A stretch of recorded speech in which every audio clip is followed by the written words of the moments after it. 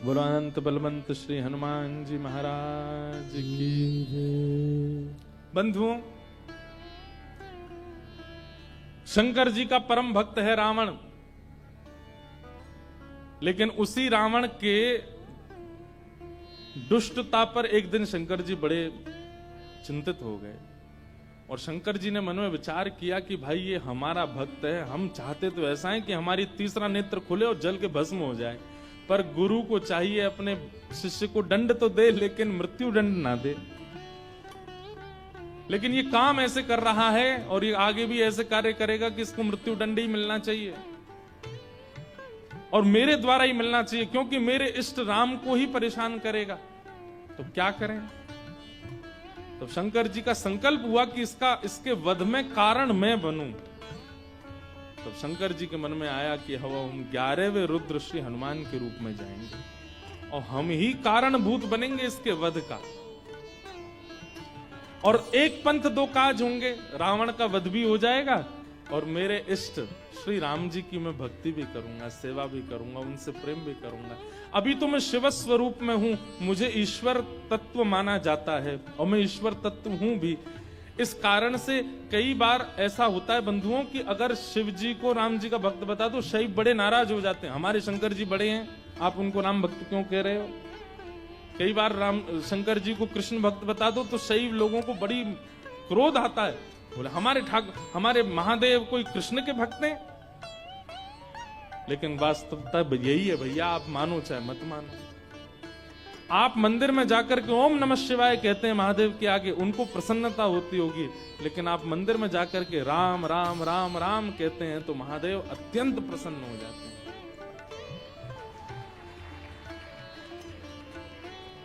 सहस्त्र नाम तत्तुल्यम राम नाम वरानने। हजारों बार कोई राम नाम कहता है तब राम नाम को सुनने के लिए महादेव स्वयं प्रकट हो जाते हैं। कृष्ण नाम सुनकर के स्वयं प्रकट हो जाते हैं महादेव। तो महादेव ने विचार किया कि मेरे इष्ट की सेवा भी हो जाए और ये दुष्ट रावण का वध भी कारण मैं बनूं। तब महादेव ने विचार किया और ऋषियों से कहा कि भाई ऐसा हमारा मन का विचार है कि हमारा ही तत्व जावे पृथ्वी पर और राम जी की सहायता करे रावण वध में, और राम जी की सेवा आराधना भी कर ले। तब ऋषियों ने कहा महाराज, इस धराधाम पर पृथ्वी पर आपके तेज को धारण करने की सामर्थ्य किसी स्त्री में नहीं है, कौन धारण करेगा। तब ब्रह्म लोक की एक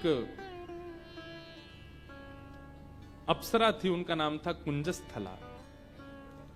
उन्होंने एक ऋषि का उपहास किया, बहुत ध्यान से सुनिएगा, और उस उपहास के कारण ऋषि ने उनको शाप दे दिया कि तुम बानरी हो जाओ। इतनी जोर से हंस रही हो संतों के ऊपर।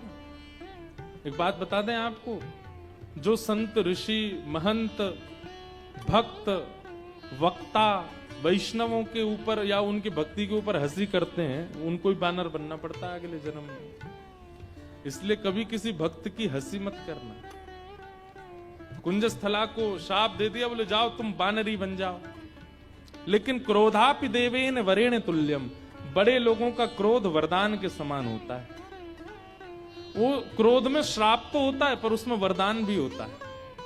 कुंजस्थला अंजनी मैया के रूप में पृथ्वी पर प्रकट हुई और आपका विवाह बानर राज केसरी जी के साथ में हुआ। पर केसरी जी को भी शाप लगा हुआ था, ऋषियों ने श्राप दे रखा था कि आपकी कोई संतान नहीं होगी। कैसे संभव हो। और तभी महादेव ने मन बनाया कि भाई हमारा अंश स्वरूप पृथ्वी पर आवे। तो महादेव की नित्य आराधना करती थी अंजनी मैया।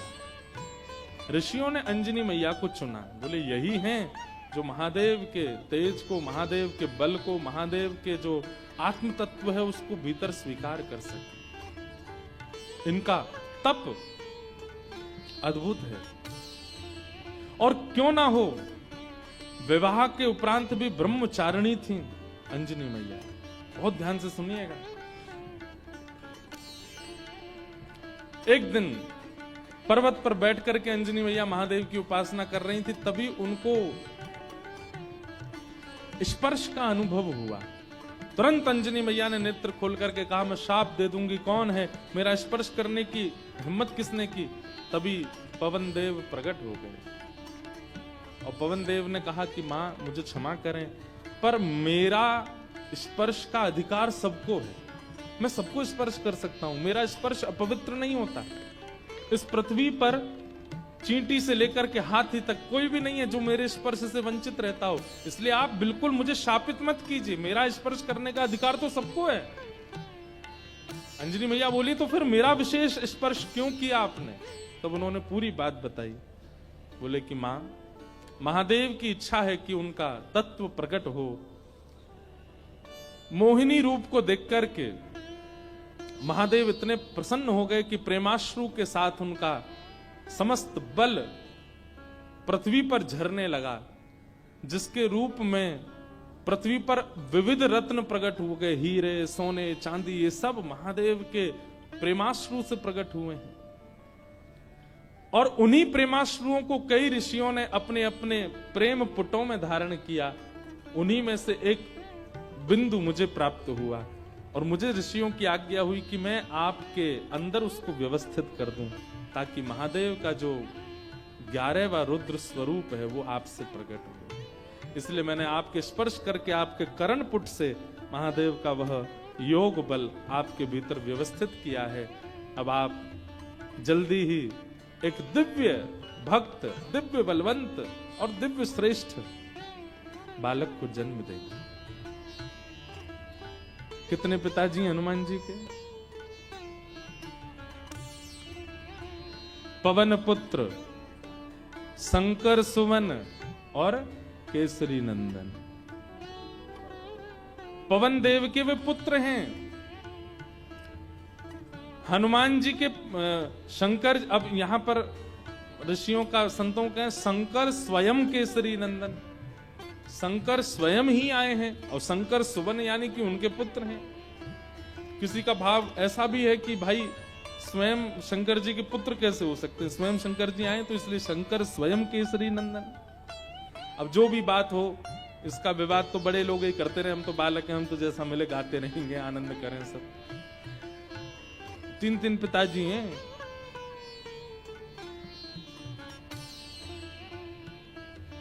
इस प्रकार आज ही के दिन अंजनी मैया ने, अंजनी मैया के दिव्य कोख से दिव्य तेज प्रकट हुआ और पृथ्वी पर प्रकट हुए इस पृथ्वी के रक्षक, भक्तों के रक्षक, दानवों का दलन करने वाले प्रभु श्री राम के अनन्य भक्त पवन पुत्र श्री हनुमान जी महाराज की जय हो, जय हो, जय हो। श्री हनुमान जी का प्रादुर्भाव हुआ, तीनों लोकों में डुमडुमियां बजने लगी, देवता सब आनंदित हो गए, सब सुरक्षित अनुभव करने लगे। क्यों? बोले अब हमारी रक्षा करने वाले आ गए। श्री हनुमान जी महाराज का प्रादुर्भाव हुआ। देवताओं ने आकर के सबने उनको बल प्रदान किया, किसी ने बल प्रदान किया, किसी ने गदा प्रदान की, किसी ने बुद्धि प्रदान की, किसी ने मेधावी। इस प्रकार से सब देवताओं ने आकर के हनुमान जी महाराज को दिव्य दिव्य तेज प्रदान किया। पर भैया एक बात सुनिएगा, हनुमान जी महाराज के पास एक भी वस्तु ऐसी नहीं है जिसकी कमी हो। वो भले ही बानर थे, पर बानर रूप में भी इतने सुंदर थे कि उनको देखने के लिए राम जी लालायित रहते थे कि कोई हनुमान जी को मेरे सामने बैठा दो। आज भी अनेक हनुमान मंदिरों में आप देखेंगे हनुमान जी के सामने ही राम जी बैठे होंगे। प्रियतम को सामने बैठाया जाता है, भले ही भक्त हैं हनुमान जी, लेकिन राम जी को उनका दर्शन इतना अच्छा लगता है, पूरा विश्व राम जी को देखता है, पर राम जी हनुमान जी को देखते हैं। और इस सुंदरता का कारण क्या है कि हनुमान जी में इतनी योग्यताएं हैं, पर सारी योग्यताएं भक्ति से ढकी हुई है। हम लोग कैसे हैं? हमारी सारी योग्यताएं प्रकट रहती हैं।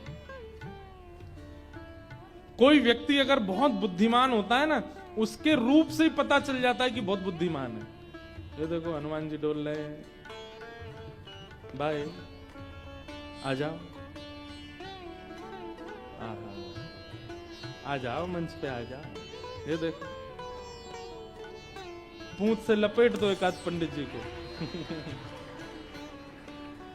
अनंत बलवंत श्री हनुमान जी महाराज, यहाँ बैठ जाओ आगे, ये स्पीकर के आगे बैठ जाओ। हाँ बैठ जाओ।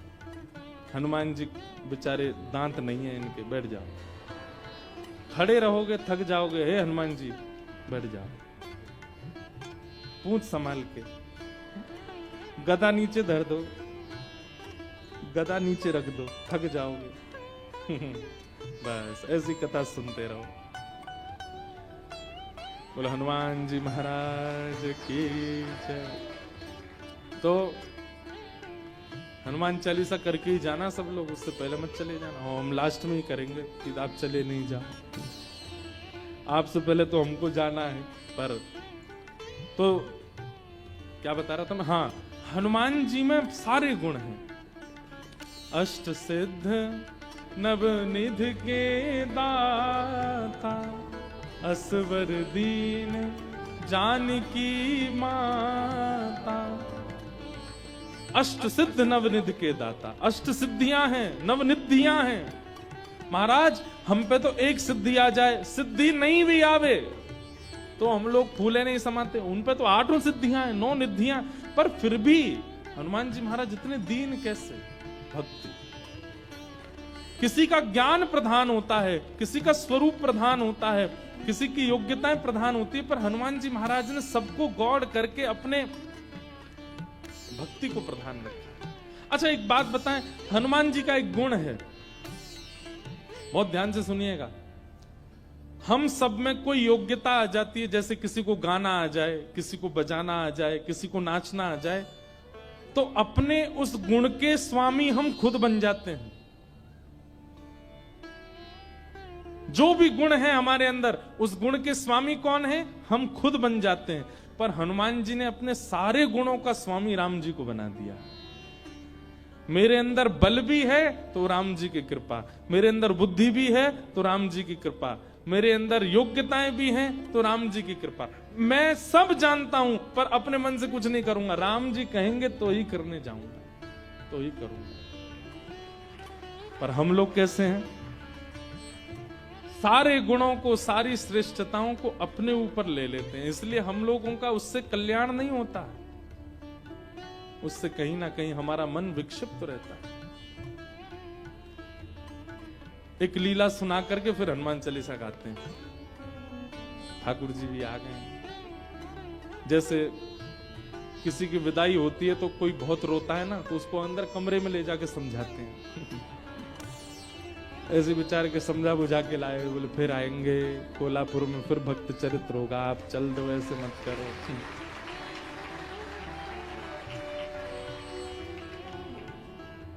विरह बहुत ज्यादा है भैया, ने ऐसे लिटा के बैठे हो, इन्हें बोल दो कहीं फिर से कूद पड़े ऊपर से। तो एक लीला सुनिए सब लोग, इधर देखो, उसके बाद हम कथा विश्राम करेंगे। हनुमान जी लौट रहे थे लंका से, पुष्पक विमान में राम जी के साथ बैठे थे। तो राम जी जगह जगह दिखाते जा रहे थे जानकी जी को, पता है आपको यहाँ पे हमने ऐसा किया था, यहाँ पे हमारी बाली को हमने बाण मारा था, इधर बैठ करके हम सब बानरों के साथ में हमने मीटिंग करी थी, यहाँ पर ये हुआ था। सारे स्थान दिखाते हुए जा रहे थे राम जी।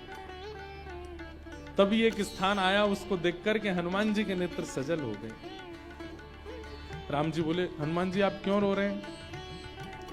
हनुमान जी बोले, अब जो नीचे स्थान है ना, ये मेरी जन्मभूमि है, यहाँ मेरा जन्म हुआ है, और मैं अपनी मैया अंजनी मैया से बहुत वर्षों से मिला नहीं हूँ।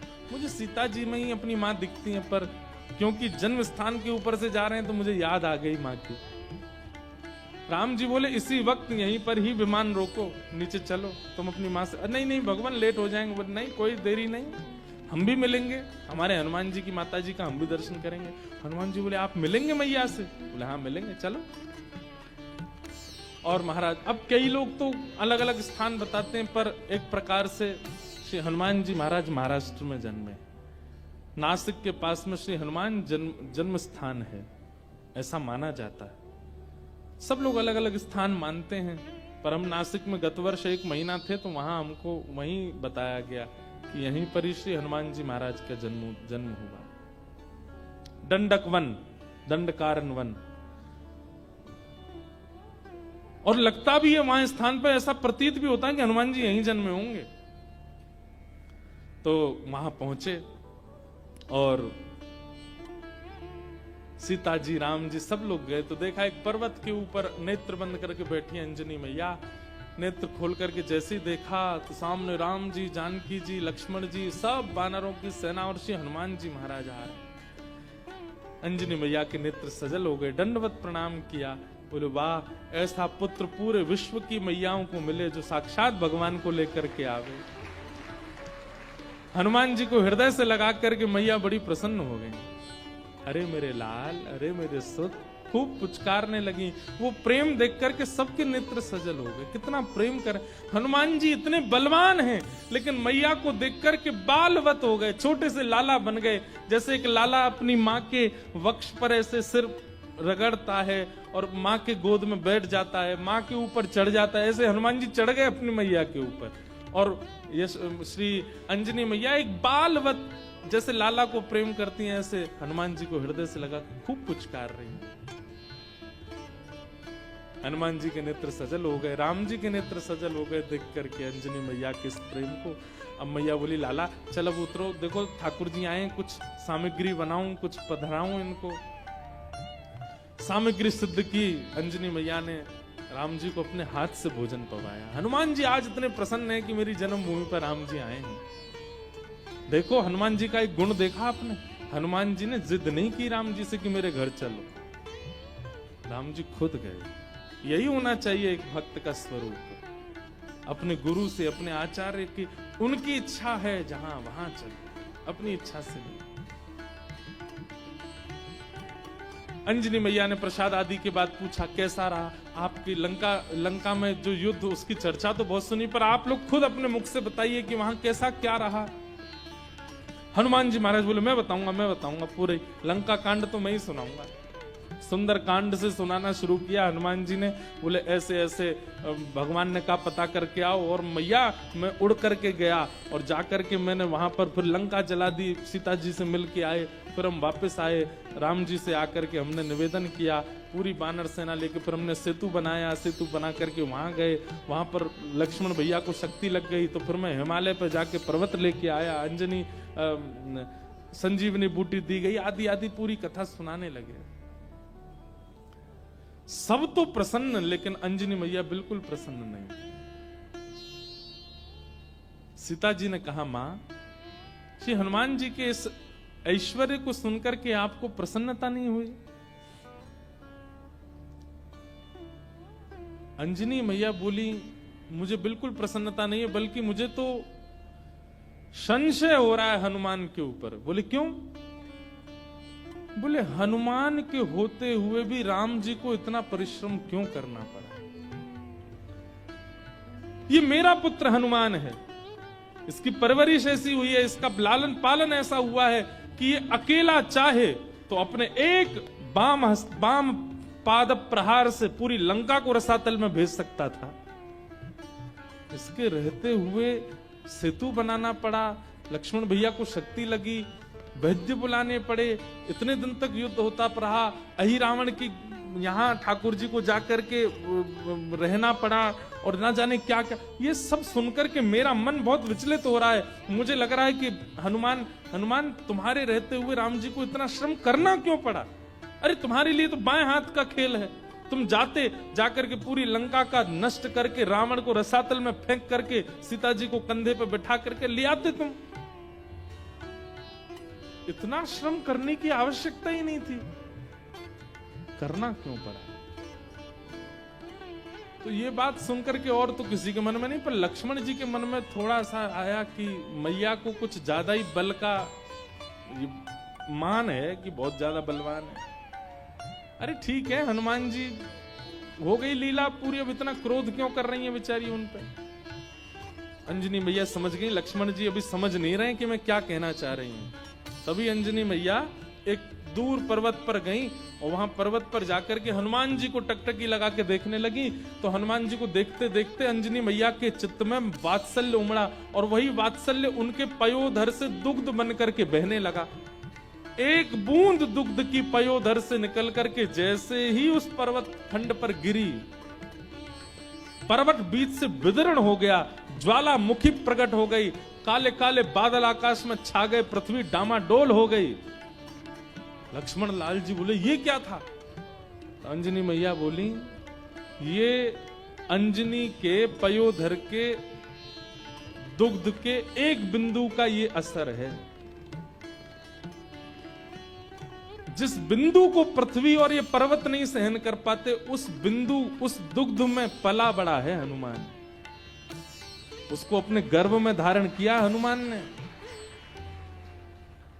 अंजनी के दूध को गर्भ में धारण करने की सामर्थ्य किसी की नहीं है। जीवन पर्यंत विवाहिता होते हुए भी, बालक होते हुए भी ब्रह्मचारिणी है अंजनी मैया। उनके दुग्ध को पिया है हनुमान ने, और उसके रहते हुए, इतना बलवंत होते हुए भी ये सब करना पड़ा। तब अंत में राम जी उठे, बोले मैया आप हनुमान जी के बल पर किसी को संशय नहीं है, किसी को शक नहीं है, पर हनुमान जी में एक गुण है क्या कि वे अपने बल को अपना नहीं मानते, वो मेरा मानते। वे चाहे तो जाकर के रावण को मार सकते थे, लेकिन वहां भी चिंतन कर रहे थे राम की आज्ञा नहीं है मुझे। वे चाहते तो पूरी लंका को जला नहीं, रसातल में फेंक देते, उठा करके उखाड़ करके। हनुमान जी महाराज ने, एक कथा आती है कि रावण की सेना में चिरंजीवी सेना भी थी रावण की, मतलब उनको कोई मार ही नहीं सकता, उन्होंने अमृत पिया रखा था, वो मरेंगे ही नहीं, चाहे उनको सुदर्शन चक्र काट दे, चाहे उनको गदा से मार दिया जाए, उनकी मृत्यु नहीं हो सकती। जब वे अजर अमर योद्धा लड़ने के लिए हनुमान जी से आए तो हनुमान जी बोले क्या करें, ये मरने वाले तो है नहीं। तो हनुमान जी ने अपनी पूंछ पर लपेट करके इतनी वेग से उनको आकाश के ऊपर भेजा कि जहां गुरुत्वाकर्षण, पृथ्वी का गुरुत्वाकर्षण होता है ना, कोई भी चीज ऊपर फेंको नीचे गिरती है, तो कुछ समय बाद गुरुत्वाकर्षण खत्म हो जाता है। हनुमान जी ने उन सबरे चिरंजीवी योद्धाओं को अपनी पूंछ में लपेट करके इतनी जोर से ऊपर फेंका कि गुरुत्वाकर्षण की सीमा से ऊपर चले गए। आज तक आकाश में ही घूम रहे हैं वे लोग, लौट के नहीं आ पाए पृथ्वी पर। तो श्री हनुमान जी महाराज के बल में किसी को संशय नहीं है, पर राम जी कहते हैं तब प्रताप रघुनाथ, वो अपने प्रत्येक बल को मेरा प्रताप मानते हैं। मेरी आज्ञा नहीं थी रावण को मारने की, मेरी आज्ञा नहीं थी लंका को रसातल में फेंकने की। अगर आज्ञा होती तो ये सब करने की आवश्यकता नहीं थी। अकेला हनुमान जाकर के सब क्रिया कर सकता था, लेकिन आप सौभाग्यशाली हैं मैया, आपका लाला इतना बलवंत, इतना बुद्धिवंत, इतना योग्य होते हुए भी मेरे अधीन रहता है, अपने योग्यता को नहीं मानता है।